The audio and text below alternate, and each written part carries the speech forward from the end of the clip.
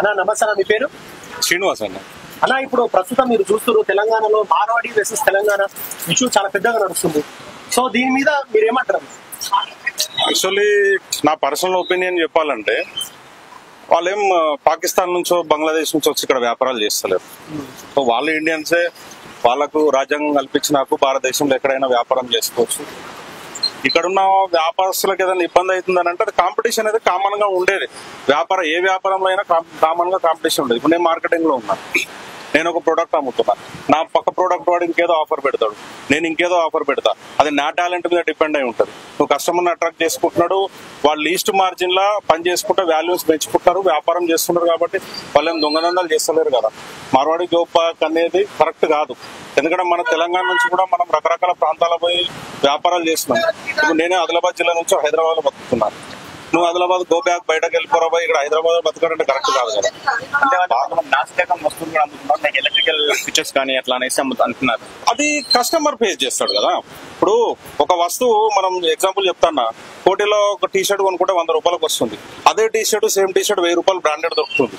నీకు branded customer separate గా ఉన్నాడు, 100 రూపీస్ కస్టమర్ సెపరేట్ గా ఉన్నాడు. అంటే కస్టమర్ వెళ్ళి కొనుక్కుంటున్నాడు, ఈయన వెళ్ళి కస్టమర్ కొనుక్కోమని అంటాడు కదా. కస్టమర్ ఆ నాసిరకం అని తెలిసి నీకు ఒకటే వస్తువును 100 రూపాయలకు ఒక వస్తువు దొరుకుతుంది, 500లకు ఒక వస్తువు దొరుకుతుంది, 1000 రూపాయలకు ఒక వస్తువు దొరుకుతుంది అని అంటే 3 టైప్ ఆఫ్ ఐటమ్స్ ఒకటే ఐటమ్ 3 టైప్ ఆఫ్ రేట్ లో దొరుకుతుంది అని అంటే కస్టమర్ తెలుసు. అది దాని మైలేజ్ ఎంత ఇస్తుంది, అది దాని లైఫ్ ఎంత ఉంటుంది అనేది తెలుసు. అంటే ఏమంటున్నారంటే ఒక రంగంలో కాదు అన్ని రంగాల్లో ఉంటారు, మాకు ఇక్కడ లోకల్ ఉపాధి కోల్పోతున్నామని తెలంగాణలో లేదండి. ఇప్పుడు యూత్ కూడా గవర్నమెంట్ కూడా చాలా రకాల స్కీమ్స్ పెట్టింది, లోన్స్ ఇస్తున్నది, చేసుకోవచ్చు. బిజినెస్ అనేది అదొక కళ. ఎవరైనా అంటే కొంచెం వాళ్ళకి అందులో టాలెంట్ ఎక్కువ ఉంది, వాళ్ళు బిజినెస్ నేర్చుకున్నారు, లాస్ అయినా కింద పడ్డా కూడా లేచి మళ్ళీ వాళ్ళని ఆదుకోవడానికి వాళ్ళు ఒక కమ్యూనిటీకి ఏర్పడ్డారు. కాబట్టి వాళ్ళకు ఒకటి మంచి సపోర్ట్ ఉంది. ఇప్పుడు మన దగ్గర అట్లాంటి సపోర్ట్ లేదు కాబట్టి మనం వెనుకబడి ఉన్నాం. సో మన దగ్గర కూడా ఇట్లా గ్రూప్ ఫామ్ అయిపోయి ఒకరికొకరు ఒక బిజినెస్ లో లాస్ అయిపోయినంటే నన్ను ఆదుకోవడానికి మన ఊరోళ్ళు కావచ్చు, మన కులంలో కావచ్చు, లేకుంటే ఇంకా ఈ బిజినెస్ లో ఉన్న వాళ్ళు కాబట్టి లాస్ అయితే వాళ్ళు ఒక తల 1,00,000 రూపాయలు వేసుకొని వాళ్ళు చేసుకుంటున్నారు. అట్లనే లాస్ వచ్చినా చేసుకుంటున్నారు. ప్రతి మార్వాడి కోట్లు సంపాదిస్తున్నాడు, లాభాలు ఉండడం లేదు. వాళ్ళలో లాస్ అయిన వాళ్ళు ఉన్నారు, మనం లాభపడే వాళ్ళని చూస్తున్నాం. వాడు వెనక ఎంత కష్టం ఉన్నది. ఇప్పుడు వాడు ఎక్కడ క్రెడిట్ తీసుకొస్తున్నాడు. ఒకటే వస్తువుని మనం 100 రూపాయలకు అమ్ముతే వాడు 80 రూపాయలకు అమ్మగలుగుతున్నాడు. మనం ఇద్దరం ఒకరిని కొనుక్కొస్తున్నాం. మరి వాడు ఎందుకు 80 రూపాయలకు వర్కౌట్ అవుతుందని అంటే వాడు వాల్యూ పెంచుకుంటున్నాడు. మనము 1-2 ఐటమ్స్ అమ్ముకొని లాభాలు రావు కదా. అంటే మెయిన్ ఇష్యూ వచ్చింది ఏంటంటేనా, అంటే తక్కువ జాతి అంటే అక్కడ బేగం బజార్ ఇష్యూ జరిగినప్పుడు నువ్వు తక్కువ జాతి వాడే అనే ఇష్యూ ఒక దళితుల బిడ్డని కొట్టడం జరిగింది. అక్కడ నుంచి ఈ ఇష్యూ రేజ్ అవడం జరిగింది. అది అయితే చాలా తప్పు, ఖండిస్తున్నాను. ఎందుకంటే ఒక మనిషి దాడి చేయడం అనేది, ఈ ఇన్సిడెంట్ అనేది దాన్ని అక్కడ వరకే చూడాలి. అంటే ఒక వ్యాపారస్తుడికి ఒక కస్టమర్ పార్కింగ్ వచ్చిన విషయం బట్టిగా చూడాలి. కానీ దీన్ని వెళ్ళి మొత్తం మనం మార్కెట్ మీద రుద్దడం అనేది కరెక్ట్ కాదని నా అభిప్రాయం. ఈ ఇష్యూ ఎల్లుండి బంద్ దాకా వెళ్ళిపోయింది. స్టేట్ రాష్ట్ర బంద్ జరుగుతుంది ఎల్లుండి 22 తారీఖు. ఇష్యూ జరుగుతుంది. ఎట్లా చూడొచ్చు చిన్న ఇష్యూ నన్ను పెద్ద చేశారంటారా?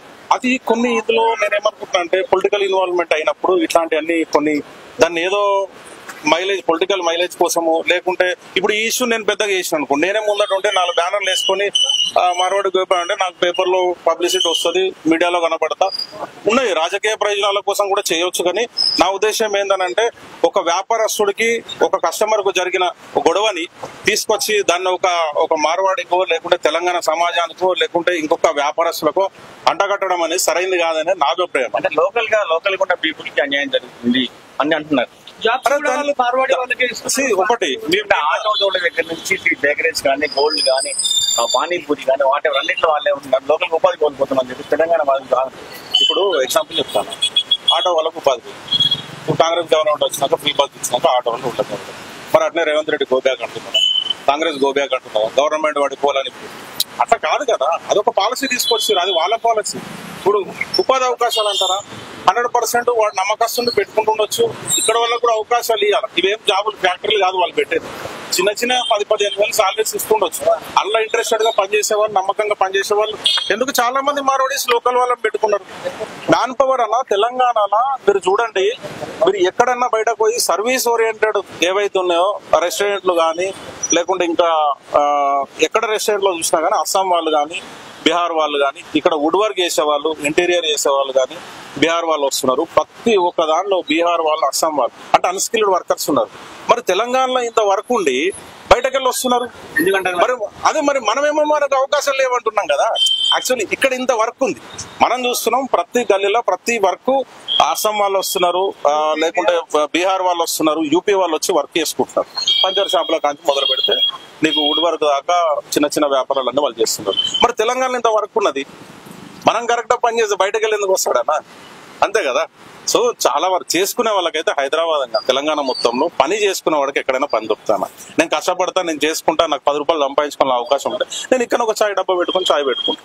నా టేస్ట్ మంచిగా ఉంటే నాకు 10 మంది కస్టమర్లు వస్తారు. సో ఫైనల్ గా గో బ్యాక్ మార్వాడి అనే వాళ్ళకి ఒక మాటలు ఏం చెప్తారు ఫైనల్? లేదు, అదైతే మనం ఇప్పుడు ఒక ఇద్దరికి జరిగిన సంఘటనను తీసుకొచ్చి మనం అందరి మీద రుద్దడం అనేది కరెక్ట్ అయితే కాదు. వ్యాపారంలో కాంపిటీషన్ కామన్, కాంపిటీషన్ లేని వ్యాపారం ఏది లేదని. ఇక్కడ మీరు ఎక్కడికన్నా వెళ్ళండి, వ్యాపారంలో కాంపిటీషన్ ఖచ్చితంగా ఉంటది. కాంపిటీషన్ ఉంటేనే మీ కస్టమర్ కు లాభం జరుగుతుంది. మీరు అందరూ సిండికేట్ అయ్యారు అనుకోండి, అది వైన్ షాపు లాగా అయిపోతుంది. కానీ ఇది వ్యాపారం వైన్ షాప్ లో చూస్తూ ఉంటాం మనం, ఒక్కొక్క ఏరియాలో ఎంఆర్పీ మీద పెంచి అమ్ముకుంటారు. సిండికేట్ 5 రూపాయలు, ఏ షాపు కన్నా కూడా 5 రూపాయలు ఎక్కువ తీసుకుంటారు. ఎందుకంటే వాడు సిండికేట్ వ్యవస్థ, వాళ్ళందరినీ మేనేజ్ చేస్తారు. ఇప్పుడు అదే వ్యవస్థ ఇంట్లో తీసుకొస్తే ఎట్లుంటది? మనం కస్టమర్లను నష్టపోతాం కదా. నాకు ఎక్కడ 5 రూపాయలు తక్కువ వస్తుంది ఆయిల్ ప్యాకెట్ అని అక్కడికి వెళ్తా, అది నా ఇష్టం. కస్టమర్ నాకు లాభం అవుతుందంటే డిమార్ట్ పోయి కొనుక్కుంటున్నాం. మనం ఎందుకు కొనుక్కుంటున్నాము? డిమార్ట్కి వెళ్తే ఒక 5%, 2%, 3% డిస్కౌంట్ వస్తుంది. బయట కన్నా తక్కువ దొరుకుతుంది, డిమార్ట్కి వెళ్తున్నాం. మెట్రోకి వెళ్తున్నాం, మెట్రో కార్డు తీసుకొని హోల్సేల్ అక్కడ దొరుకుతున్నది. రీటైల్ ధరలు వేరు, హోల్సేల్ ధరలు. వాళ్ళు చేసేది హోల్సేల్ బిజినెస్. సో ఇది అంటే ఫైనల్ గా ఏంటంటే దీన్ని మనం ఒక రాజకీయ కోణంగానో లేకుంటే ఒక వ్యాపారస్తులు అందరికీ అంటగట్టడం కరెక్ట్ కాదు.